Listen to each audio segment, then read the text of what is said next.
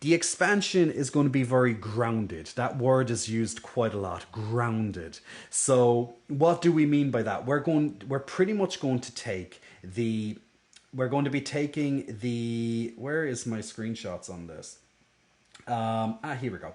So they're going to be taking a very grounded approach. It's not going to be all about borrowed power. Now, borrowed power in WoW is awful. It's an awful system. It was cool for maybe one expansion, just to, something different. But they learned back then in Legion when you had to give up your prized artifact weapons, these legendary weapons of all this lore, these iconic weapons, you had to give them up to get, your next level up little blue sword. That felt bad. And everyone knew that, and the devs knew that. So what did they do? Let's put in artifact power. Let's put in covenants and all these crystals and shards and all this other stuff, corruption gear and blah blah blah blah blah. Just bloat up the game with all these extra systems. So borrowed power is absolutely awful for the game. I hope they never bring it back unless it makes sense, and only for maybe just one expansion here and there. Not such a bad idea. But what they're going doing, since they want to bring it right back to their origins, like dragons are origins of Warcraft, okay? They've been featured for eons and eons. And until the Cataclysm expansion, that was pretty much the last time we properly interacted with some dragons. Now, we had a couple of deaths from dragons since then, big leaders like Ysera. We met her again, of course, in the Shadowlands. But outside of that, we didn't have much gameplay or story associated with the dragons as such, outside of Rathian. And even at that, that wasn't that much story. We just knew he was looking for the Dragon Isles. And we're continuing that quest for him now to, find out what happened to the black dragonfly, get it back, restore it, yada yada. And the thing is that when you had all these systems and the dragons were no longer there, like, what sensible direction could they take? Like, if there's going to be no new systems, where can we, really make an impactful decision for players going forward? Let's bring it right back, strip away all this extra bull crap, and just bring it back to the origins, which are talent trees. Ever since level 10 back in the day, you could choose your first talent point. Back in the day, back in classic vanilla, you picked your first talent point at level 10, and every level after that you gained a talent point. When Mists of Pandaria happened, that all went away. Mostly that was because lots of those talent points weren't really that impactful. Lots of those talent points, for example, could be, plus 1% crit to your spells, minus 20% pushback, when you take damage from when you're casting, lower the cast time of X ability.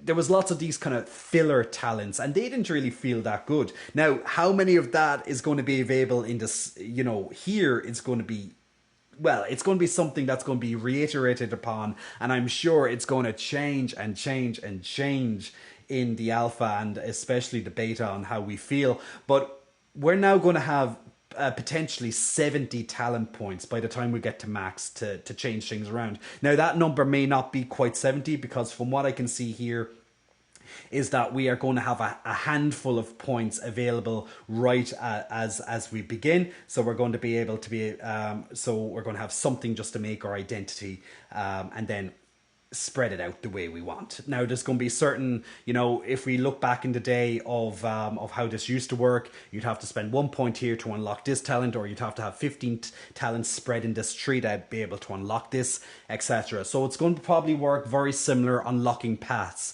If you haven't played this type of system in a long time, if you haven't played any of the classic, or even the classic Burning Crusade, maybe if you've played Diablo 2 or something, most recently, especially the remaster, Resurrected, you'll definitely have this kind of sense of this tree, this progression tree, and lots of other games use this progression tree style as well. Now, in MOP, in Mists of Pandaria, they got rid of this whole section, and they just pretty much diluted it down to choosing one talent out of 3 every 10, 15 levels, etc. They added to this over time with PvP only talents, and this seems to still be the case here. Now if we look down here on the screenshot, we still see there's some talents associated with PvP which we can choose at will. There's a war mode that we can turn on and off. Now what we can see here as well, a brand new feature is going to be the loadouts, so you can save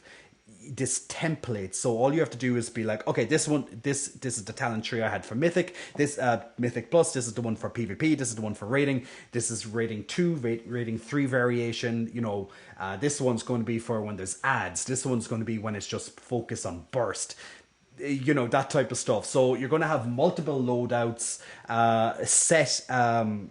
set variations that you've chosen. Now these are going to be able to be changed when you're in some sort of hub city or town. You're going to be able to change them freely when you're in a town, and then when you're outside of a town you can't change where the talents are, but you can definitely change your loadout as you will. So that's going to be a fantastic feature as well. Definitely a big progression in the system. In a way, a regression, but also a progression, if that makes sense. Going back to basics, but adding on it. Now, if we look at this, screenshot more close, now it mightn't load up. It might not come bang on my screen for a moment because I'm on my laptop. But what we can see here is that we're going to have a utility tree. So your overall class tree. Then you're going to have your spec tree as well. So in this case for the druid, you're going to have your balance, your restoration, your feral, your tank. Druids, I say, are going to be a bit of a problem one since there's so much you can choose from. Maybe they might even merge the feral and the tank together, the guardian. But what we can see here is that so now that's bigger. So these squares are going to be your active abilities from my understanding. These circles are going to be your passive abilities, and then your hexagonal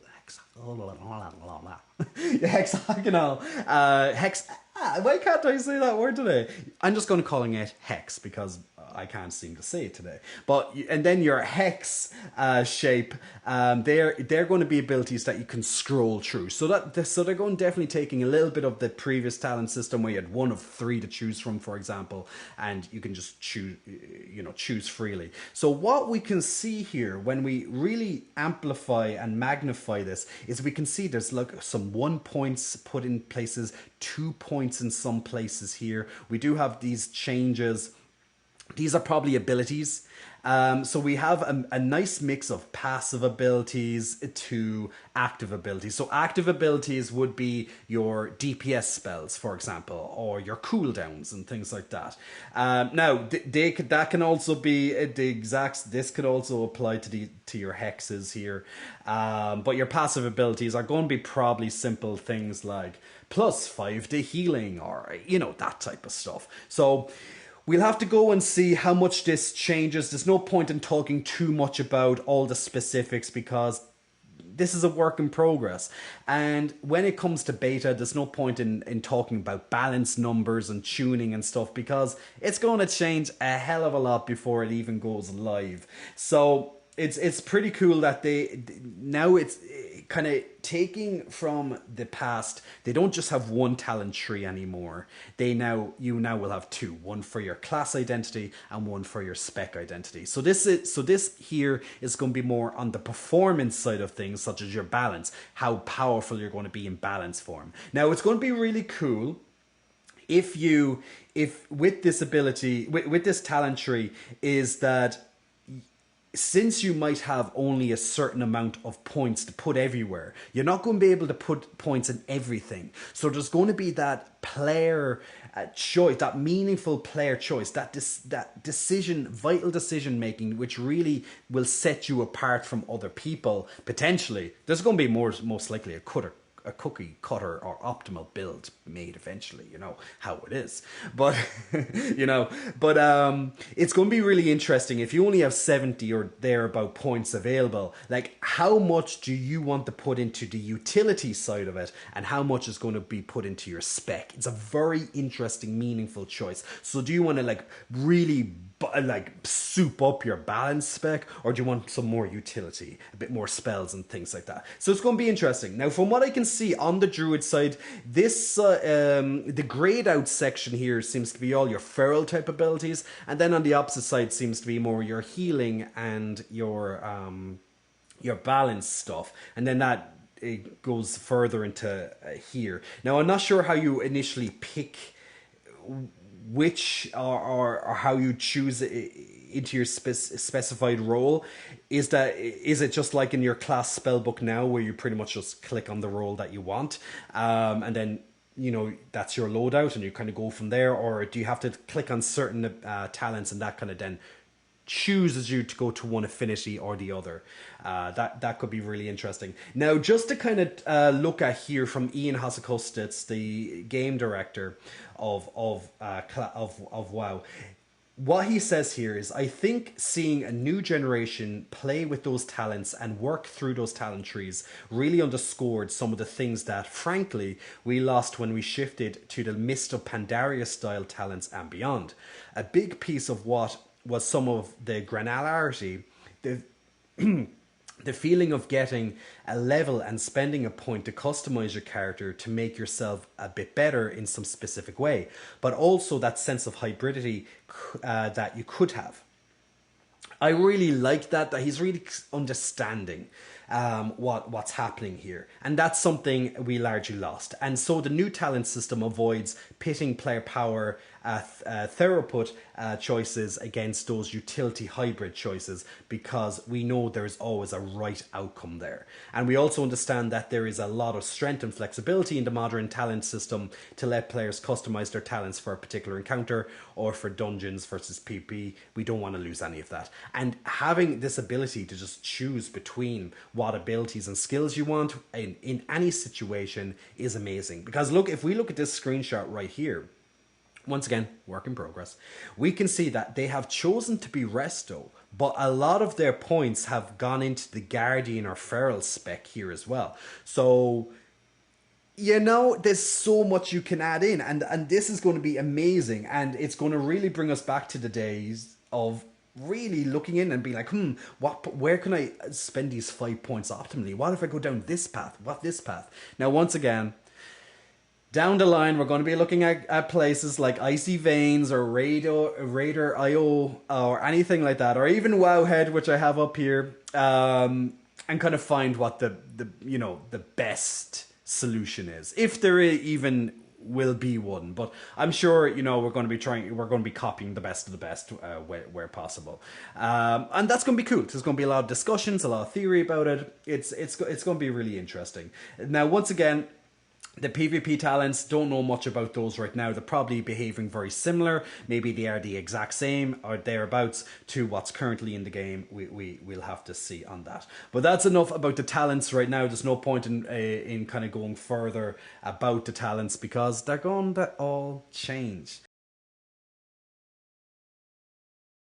The profession revamps. Now, without a doubt, Final Fantasy XIV has inspired professions, because when you are a blacksmith in Final Fantasy XIV, you actually wear their gear. The same kind of applies to here. So whatever profession you're doing, you're going to have a gear set associated with that. So when you're blacksmithing, you're going to magically put on your blacksmith gear, and then automatically when you are mining or herbing, you're going to put on that set of gear. So that's going to be, a little bit cool, a bit of adds to the fantasy. It might be a little bit funky at first, but because, it magically appears on you, but, magic, a wizard did it, all right?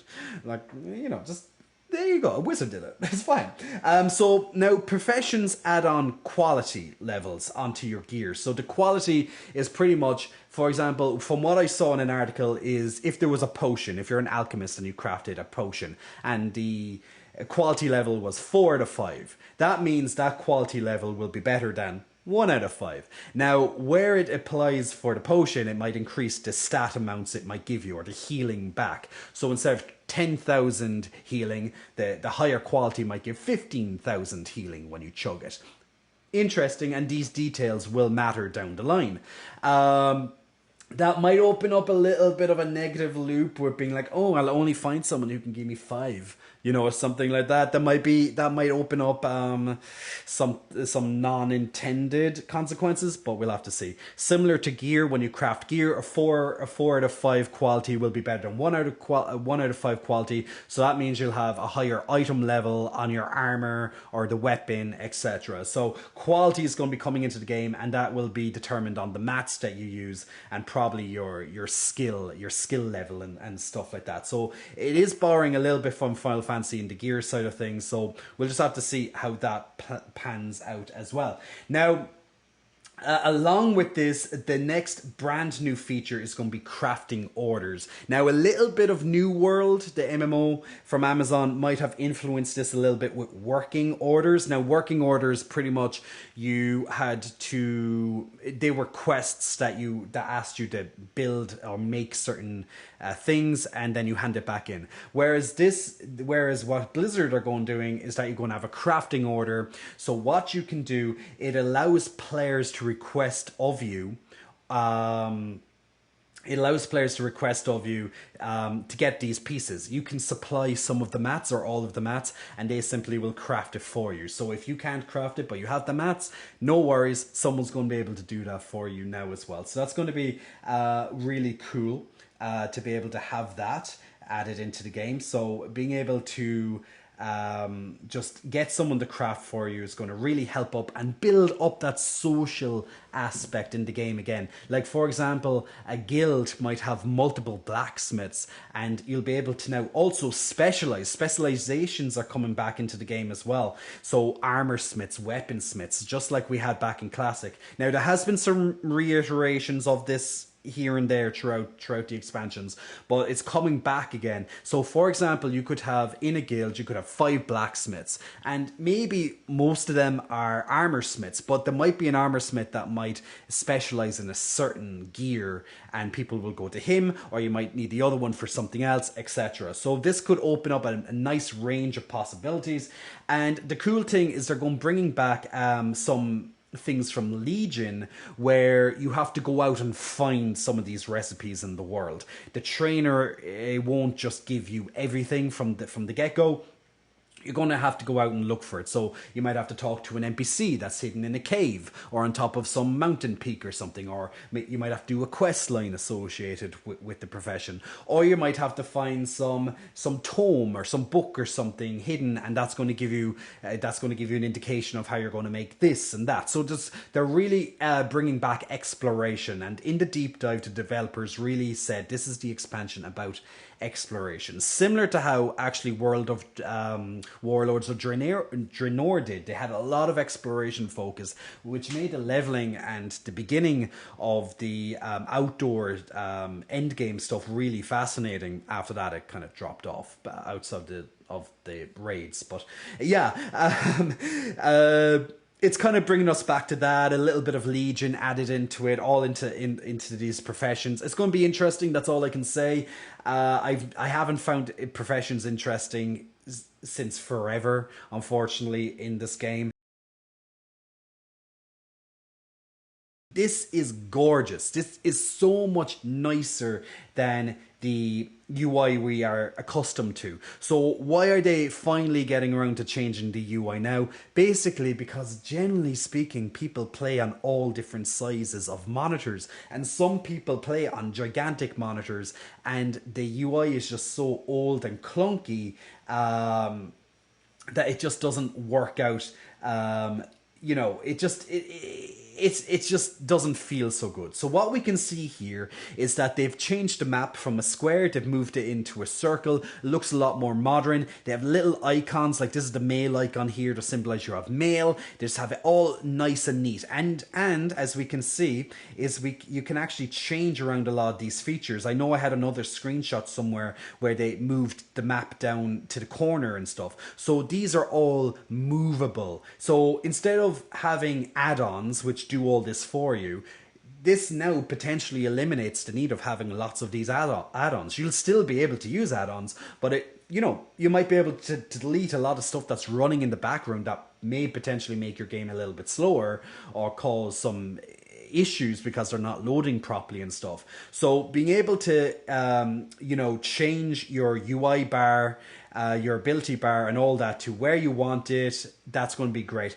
Just being able, like in this screenshot alone, the health bars of yourself and your target, you can put them right down where a lot of people have them, which is directly in front of you. So it allows you to look at more of the environment and what's going on in your surroundings than looking up at a certain corner or something like that. Now, what also excites me is that the menu buttons down here for each thing, such as your character tab, etc., they're so nice and small. They barely get in your way now. Definitely another thing that's taken from Final Fantasy 14 and other MMOs is just this ability to customize your screen, and Final Fantasy does a fantastic job of doing that.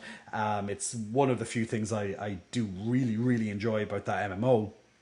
But what also makes me excited is that there's the bag icon. I really hope that they have changed that clunky bag system. I don't know how they're going to do it, but I hope they have something planned to change how the bag does things, how it sorts things and stuff.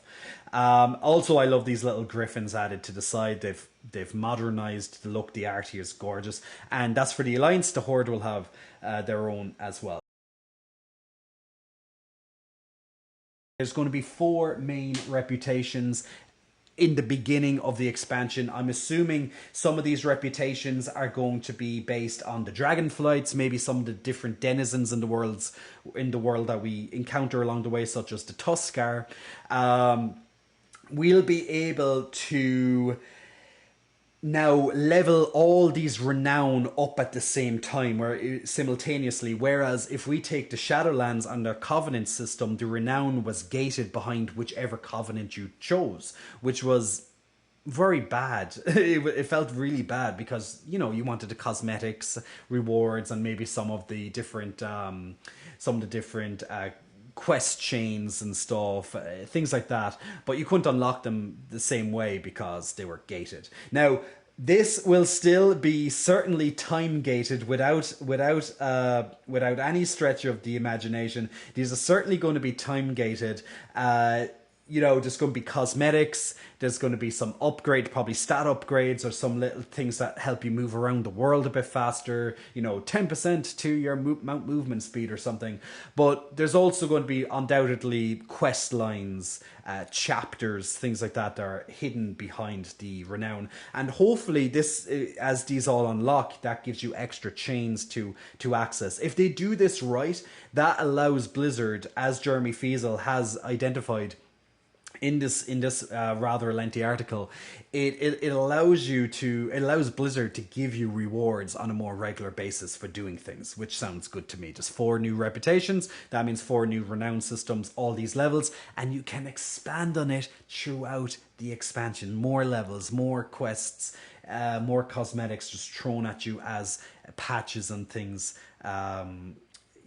come into effect. So that's really cool. That the idea of this, and also that means that alt friendliness in a general should be a lot smoother this time around. So because you don't have borrowed power, you have your talent trees, you have your dragon riding.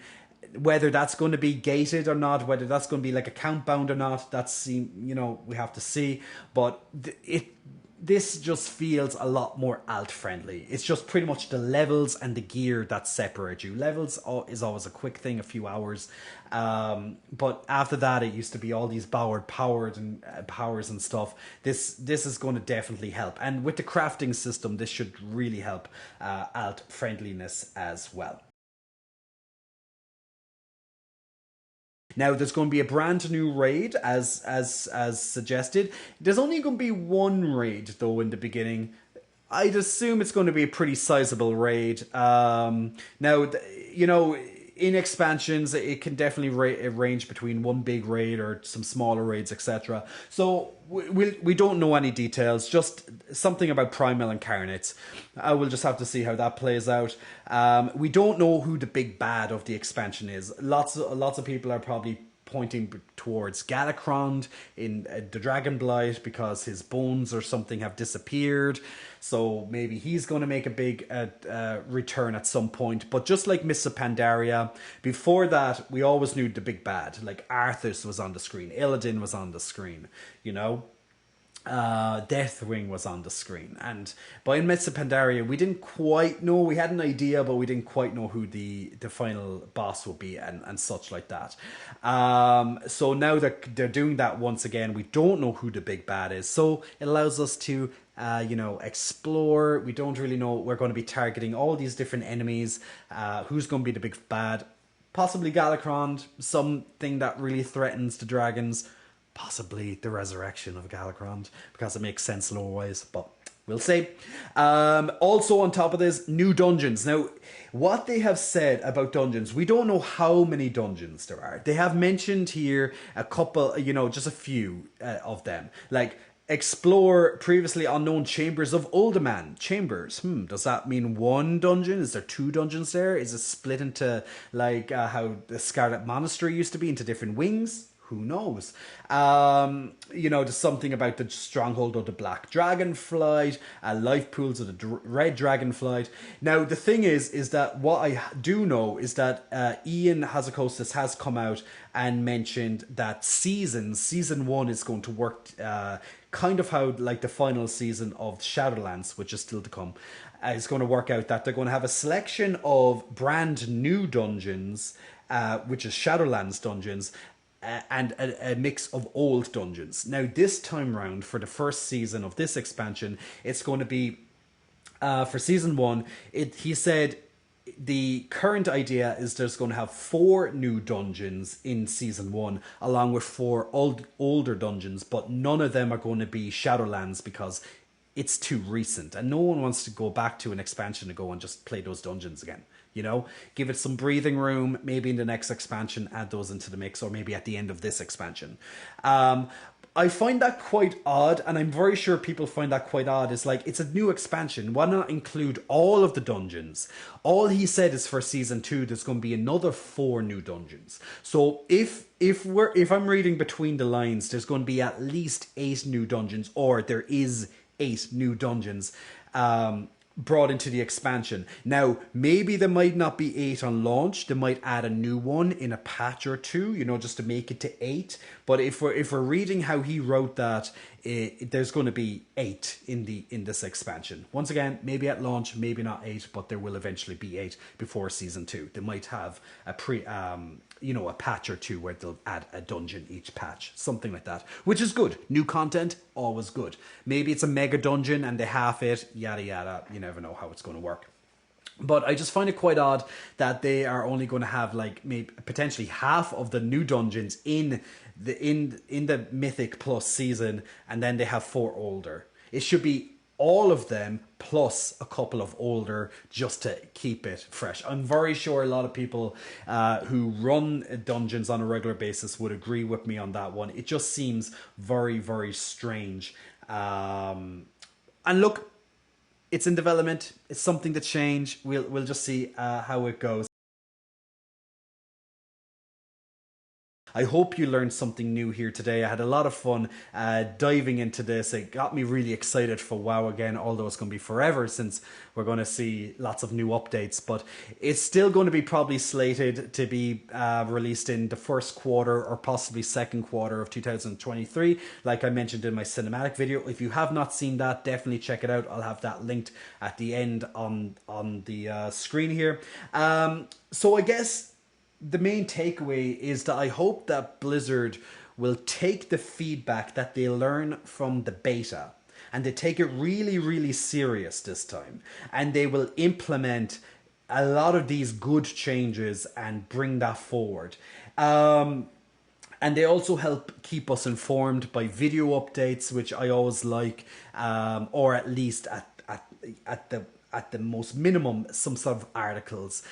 Both would be great, but I think a big, maybe even a quarterly update about this huge things that change, along with WoWhead and other news sites and or other WoW creators, WoW specific creators on YouTube, maybe they'll keep us all up to date too. But it should come from Blizzard more so than just the creators or just a specific website. You know, they have to keep us informed. So let's hope that the communication is up to date on that.